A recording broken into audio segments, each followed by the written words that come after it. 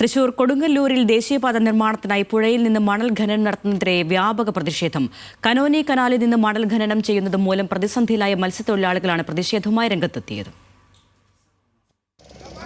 ദേശീയപാത നിർമ്മാണത്തിനെന്ന പേരിൽ വ്യാപക മണൽ ഖനനമാണ് മാസങ്ങളായി കനോലി കനാലിൽ നടക്കുന്നത്. വൻ ഡ്രഡ്ജറുകൾ ഉപയോഗിച്ചുള്ള ഖനനം മൂലം പലയിടങ്ങളിലും പുഴയുടെ തീരം ഇടിഞ്ഞു തുടങ്ങി. ഇതിനെതിരെ ശക്തമായ പ്രതിഷേധം തുടരുന്നതിനിടയിലാണ് ഉപജീവനം പ്രതിസന്ധിയിലായ മത്സ്യത്തൊഴിലാളികളും രംഗത്തെത്തിയത്.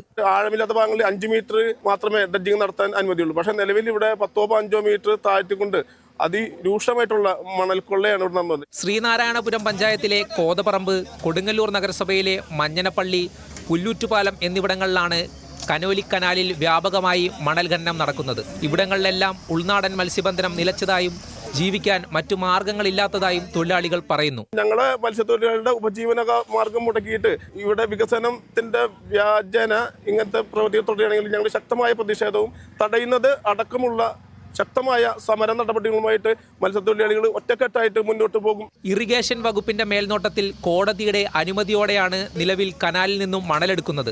എന്നാൽ മാനദണ്ഡങ്ങൾ പാലിക്കാതെ അശാസ്ത്രീയമായാണ് മണൽ ഖനനമെന്നാണ് ആരോപണം. ഉപജീവന മാർഗം നഷ്ടപ്പെടുത്തുന്ന മണൽ ഖനനം അവസാനിപ്പിക്കണമെന്നാണ് മത്സ്യത്തൊഴിലാളികളുടെയും നാട്ടുകാരുടെയും ആവശ്യം. ഇതേ ചൊല്ലി പ്രതിഷേധം ശക്തമായതോടെ കരാർ കമ്പനി പ്രതിനിധികൾ തൊഴിലാളികളുമായി ചർച്ച നടത്തുകയും താത്കാലികമായി മണലെടുപ്പ് നിർത്തിവെക്കുകയും ചെയ്തിരുന്നു.